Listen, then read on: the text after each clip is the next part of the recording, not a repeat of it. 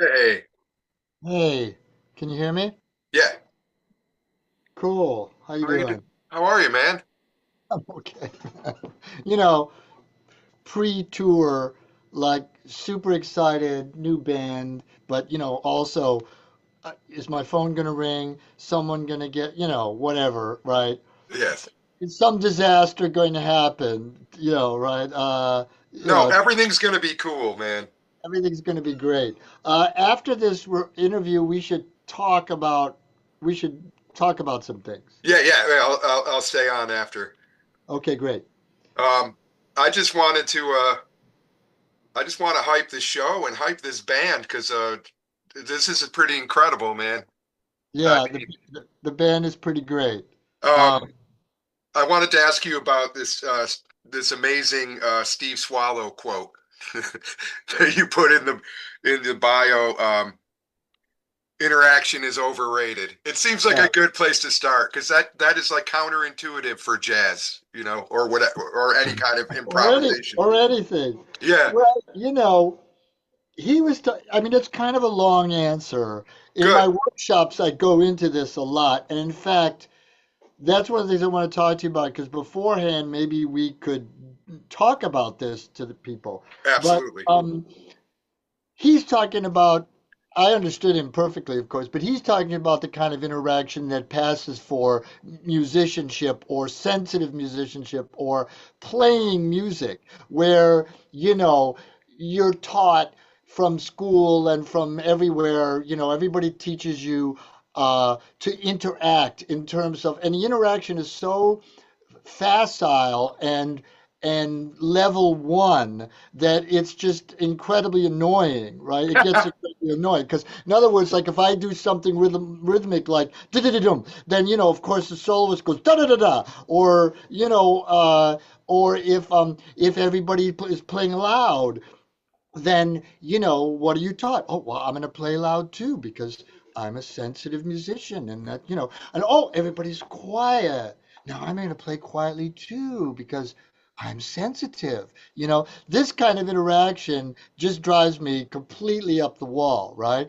Because you can never get, well, this is a long story, as I said, but you can never get, like go listen to Ravel and hear like the different levels of density and of dynamic range. And so sometimes you get somebody like who's loud and somebody who isn't, and that's okay. That's actually okay because then sometimes the voices can reveal themselves instead of, and it's always better to for music when music is revealed than when music is said. Like instead of me going, this is what I'm telling you, Uh-huh. instead of that, what you get is, wow, look what just happened. It's revealed, and it's much more powerful when it's revealed. Why? Because the audience has a stake in it. If you tell them something, okay, it's very different. Just think about what revelation uh, supposes, right? You think about revelation. Revelation is the person who's receiving realizes something, right? Yes. Exactly, right? So it's always about the person who's receiving. So if it's revealed to them, they feel like they did it, and in a Yeah. in a real way, they did. The audience actually did They have a do part in it. it. Yeah. Yes, and you're all together. The music happens, and you're all experiencing it at once together instead of me doing it, right? Yes. Like here it is, take it or leave it. This is what I said, Yeah. So it's a very different vibe.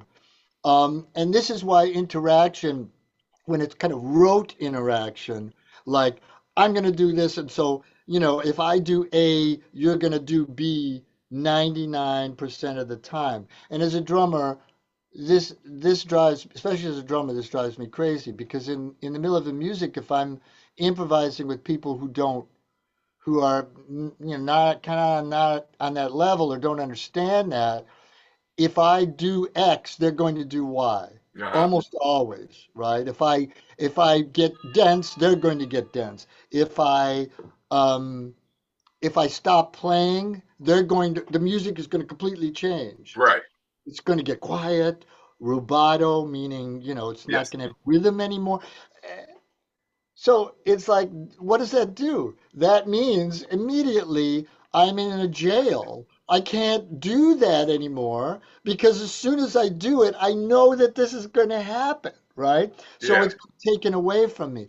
And so this kind of interaction, this kind of like knee-jerk reaction, Mhm. really is what it is what Steve meant when when we were discussing interaction. Like interaction is overrated because That's just a brilliant quote. It's so, it's amazing. but If music could universally like embrace that, it would be so much better. Oh my God, it would be just so much better. well, now isn't there a danger then that in your let's say you're following the dynamics of the music, right? You're improvising. The drummer gets really quiet. Maybe there's an ostinato in the bass. Oh, you're playing guitar. You come way down too. Okay, that's expected, right? But what if, isn't there a danger of the trap of just doing the opposite of what is expected then, and then that becomes the new expected thing? Well, everything's a trap if you do it 99% of the time. Right.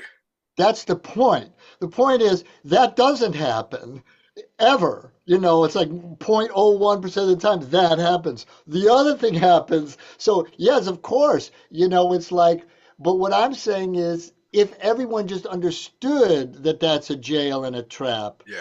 and interacted in a true way of it just goes so much deeper, Jeff. It's like this is like a 2-hour conversation Yeah. because it all has to do about how you listen to music. Yes. Everybody tells you listening is important, but no one tells you how to listen. This is one of the things I do in my workshops. Well, how do I listen, Bobby? So you have to. Uh, it's a way of experiencing the music. I'll just give you the Reader's Digest version. I'll Okay. take it. All right. So basically, it's a way of thinking. Okay. It's a way of thinking, and between um, hearing the music as you making the music with other people. I'm the guitar player, Jeff Myers, and I'm playing this stuff and I'm doing this. This is my contribution to the music, Yeah. okay? Instead of the music is this, it's a sound. I hear the sound, and what does the music want now? Right. Not what I want now. I don't care what you want. Often tell my students this is another thing that they go, what? I was Yeah. like, I don't care what you want. I don't care what I want. I only care what the music wants. The music always wants something and it'll always tell you. The music will all it's so easy. The music will always tell you if you just let it. Yeah. But people are always interjecting their own, right? So if you listen to the music as if you're home in front of your stereo, right? When you listen to music in front of your stereo, you're not listening to it as when you're playing in a band, are you? Of No. course not. Right. Why not? You're listening to music in front of your stereo and you're enjoying it. You're not thinking, what can I do? You're thinking, oh yeah, dope. Yeah, wow. Oh, that's beautiful. Or Yep. right? That's what you're doing. Why don't you think that way when you're playing music? It's even more important when you're playing music to feel that way, right? Instead of what am I doing? What do I do next? All these, they're just all this anxiety and putting Ego. ego like it's insane. So if you actually were listening to music as if you didn't own it, you owned all of it, and it even goes farther than that. Like I like to say, if I'm playing a duet with you, Jeff, and we're playing a duet, and you play some incredibly beautiful thing, I think, oh wow. Do I think what I want to feel is not, Jeff just played an incredibly beautiful thing, man. I don't want to feel that. What I want to feel is, I just played an incredible, beautiful thing. I just played it. Me. Because I own what you're playing. I own whatever I'm on stage with you. I own it. You own what I'm playing. And if you really can feel that, then you don't ever think, well, what do I do next? Or what can I do? Or what's my role in the music? Or it's nothing of that. You're just listening to the music. It's just so awesome. And it's vaguely Eastern in a way, like kind of getting over the ego or, getting rid of intentionality and all that in Yeah, music. So let the music play the band, I guess. absolutely. So cool. So, all right, these particular players then, starting with this kind of ethos, why these particular players, what made you think, oh, these are the people that we can go there together? Yeah. Well, I've known Jerome forever, and like, so I haven't played with him in a band, a small band, for I don't even want to say a long time, but for a long time he was regularly we played together. He was a regular in a lot of my bands. I first met him, I think, when he was playing with Sonny Rollins. Um, and Just, yeah, yeah, that's, yeah, I was like, oh, he's good. yeah. But Jerome is also a guitar player. He started on guitar, and I've discovered I really like guitar players like Noel Redding, and I really like guitar players. You know who else was a guitar player who played bass? Carol Kay. Yeah, oh, totally. Yes. Who is Yeah, all incredible. yeah. So I discovered I really like ex guitar players who play bass because they're a little more they're a little more fluid, they're a little more creative in their lines. I do like bass players that lay it down, yes, and all that, but sometimes Depending on the music, yeah. yeah, I require more. So, I thought about Jerome. I haven't played Jerome in a long time, and you know, um, and Jerome's the kind of musician who you actually, instead of reining in, you have to like tell him, no, it's okay. Yeah, keep Go going. ahead. He's like, so, and then I've been, Angelica Sanchez and I have been, kind of rotating around each other for years, but never played together. Of course, I knew who she was, and she knew me, and we met a couple times. And then she got the gig at Bard. Yeah. So Bard is close to me. So now we've sort of hooked up a little. And I thought, oh man, I love the way she plays. She's got a real open mind. She's into all kinds of music. She's not like a jazz head, and you know me, I like that. So, I thought about her. Matt Bowder is someone I met up here, played with a bunch of times up here in different contexts. He's done like he's kind of a sneaky musician, he's real listener, which I love.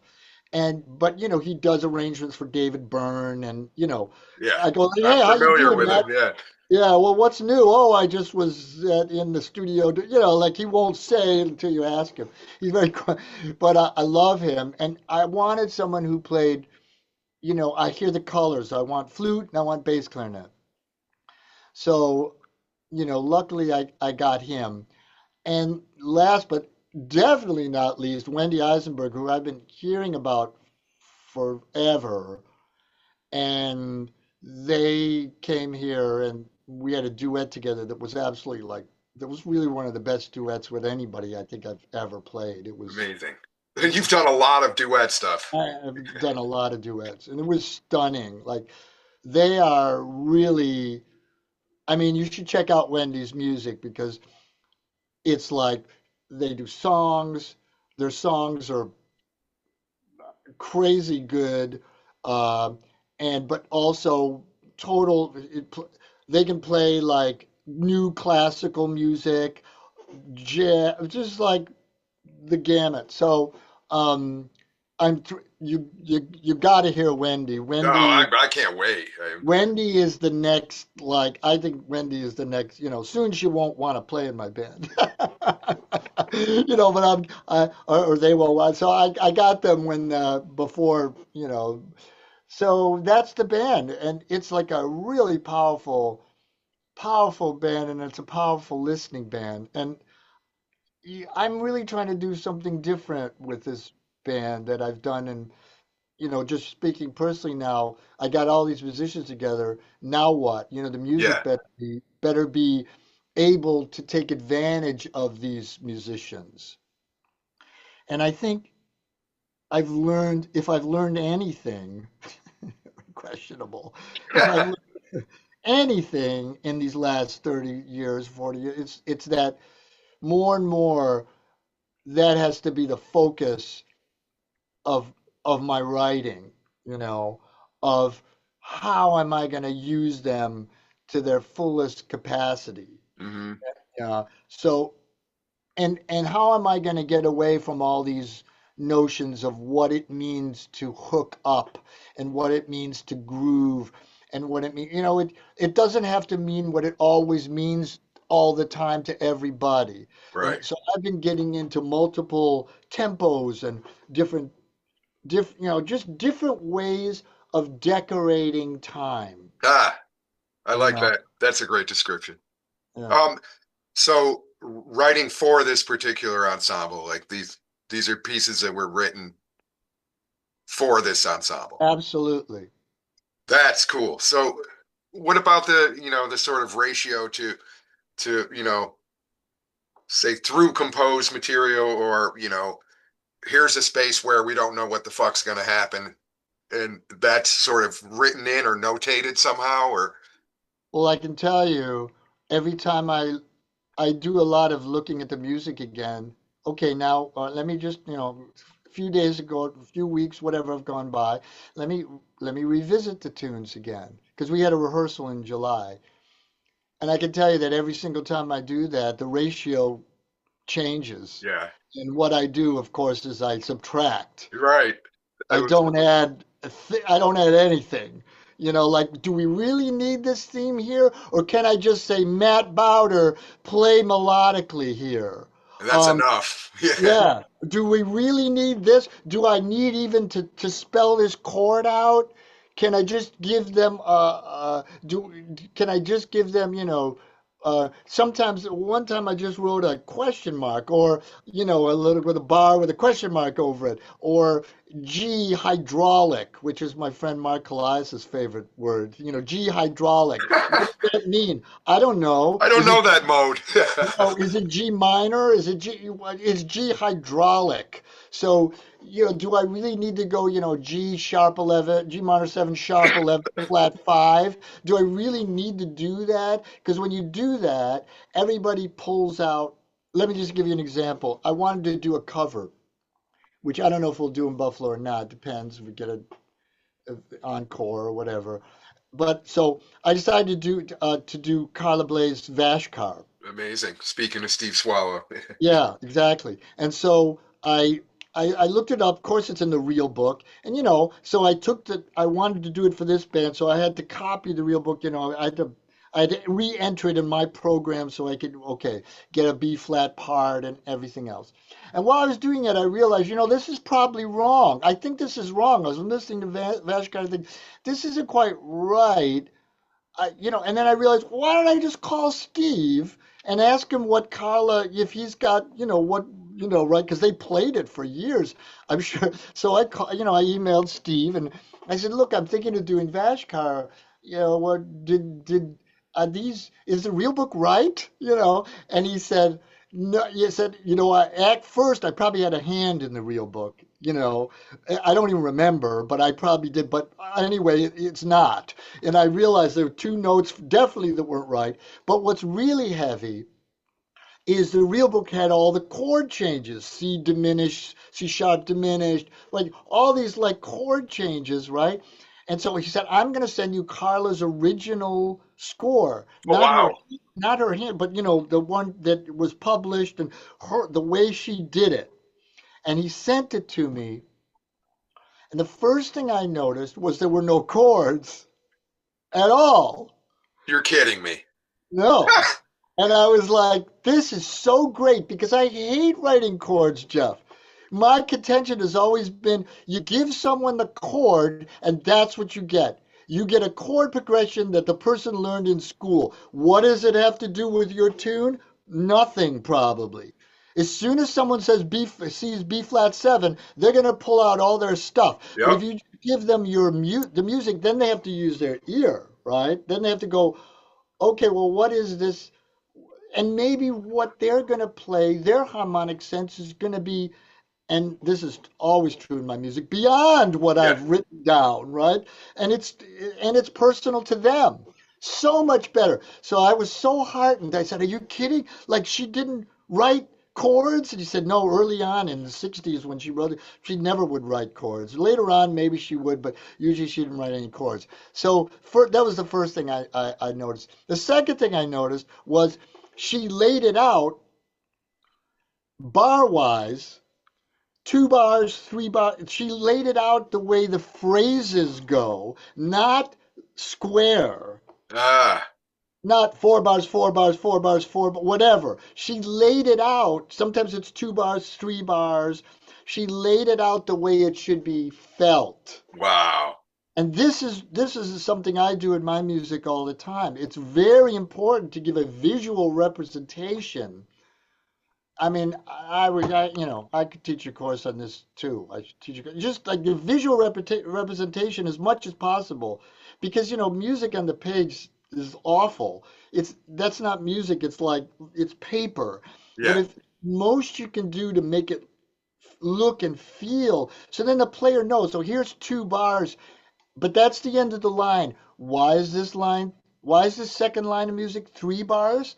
Because that's the phrase length. Gotcha. Yeah, I love it. So, yeah, it was great.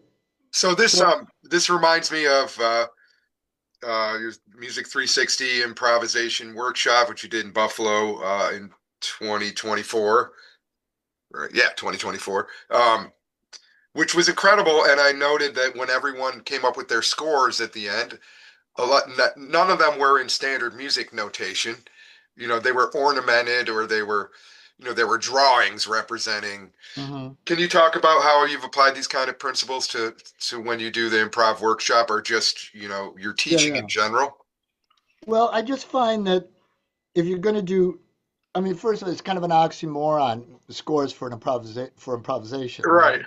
Sort of like, and I know that. So what I try to do is I do it because I want them to think about writing a score for their fellows that they've been playing with for Yeah. 3 days, which means now they've had to listen to everyone for 3 days, which means they have to understand everyone. They have to understand where everyone's coming from, who they are, what they play. And this is very important as a band leader.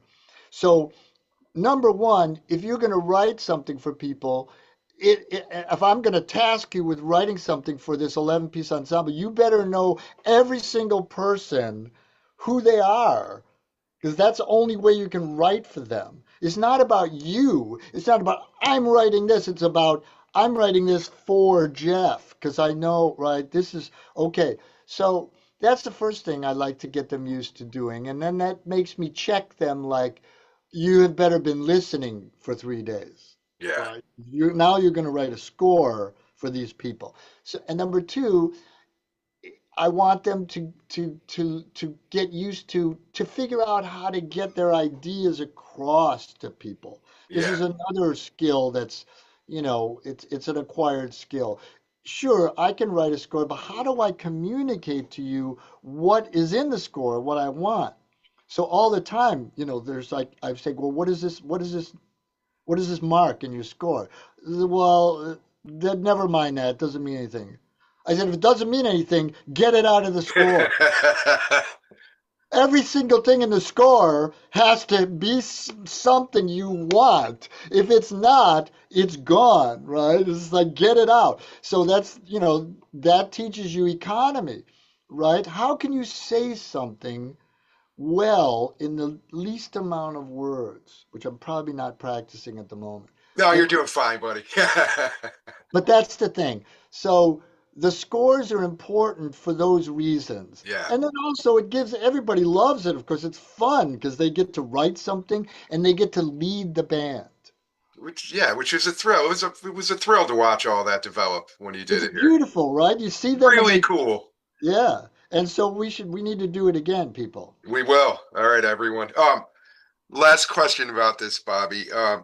We talked about the headspace the musicians need to be in or to not be in, conceptually to do the music as you describe it here.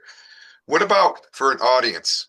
How do they, how would you, I mean, you can't tell anyone this is how you should receive this, but if No, you could, what state of mind is a good state of mind for this? As opposed to like maybe the last time people in Buffalo saw you, you were doing the Bitches Brew Band. Amazing. This is different than that, right? Uh, very. but what's a good headspace or way to approach the music for the listener? Don't expect art to match your furniture, you Love know. it. Don't expect it to match your mood. It's not the business of art to match your mood, you know. But now, of course, we have, since the iPod and mixtapes and everybody's like, oh, I feel sad today. I want to hear this, Um, it, let the give the music the ability to give you maybe some fresh information Yeah. and push you in a different direction, or make you think about something in a slightly different way, or just move you from here to here. I often tell people, you're not going to if you could just take someone here and just do that, that's a lot. Yeah. You've done a lot. So, but people, you have to come to art, naked. You can't be all dressed up in these certain clothes like, oh, I'm dressed for a dinner party. Yeah, I want right. dinner music. I'm dressed to go to the beach, so I want this kind. You cannot think, I want this or I want that. Again, I don't care what you want. I don't care what I want. It's all about the music. And so if you come to it more with that attitude, really open, and if it and here's the point, if it confuses you or you are somehow put off by it, that's so great. That's the great thing. Like, this is what I love the best. If the concerts that I'm don't like are the ones that I know everything that's going to happen Yep. before it happens, right? It's like, oh, okay. Like, if you're going to listen to music like that, it has to be masterful. Yes. Okay, go listen to Buddy Guy. Great. You know it's going to be that, but it's on such a high level that it's cool, right? Yes. But, Exactly. if you're going to do that, it better be masterful. If not, I want to hear something that I don't know what's going to happen, and and and I can walk through the door with you if I'm in the audience, I want the audience to walk through the door. I'm discovering the music too. Yeah. I want them to discover at the same time, but you can't discover it if you expect something. So in a way, it's the same thing as I was talking about before as the makers of the music. So what I'm trying to do is I'm really trying to blur the line between the makers and the non-makers or the experience, because we're both experiencers of the music. And the Yes. experience of the music is more important than who's making it and who's not. Those are just details. You know, those are just the details. We're up on stage. That's a detail. You're up in the audience. That's a detail. But the music as it's going on and we're experiencing together, that's the only thing that's important. Yes. That's the real thing, right? So that's what I just don't put your thing on it. Just Yeah. like I ask my musicians, don't put your thing on it. Just the music is there. Take what it, even if you hate it, dude. I've gotten more incredible things with music I thought I hated than that I loved. Really, for real. It's like the purpose is not for you to confirm, yeah, your furniture. The purpose is, Exactly. you know, So well said, my friend. All right. So Bobby Previte, second arrow. And it'll be Monday. fun. But otherwise, don't think it's going to be, oh my God, I gotta, like, it's going to be this heavy thing that I've got to, like, get or something. Yeah. Just come and experience the music. It'll be fun, I hope. Let it come to the cracker. Yeah. Beautiful. So the show, the Buffalo show, Bobby Previte Second Arrow, Monday, October 20th at the Cave in Buffalo. I can't wait, man. Me too. What time is it? 7, right?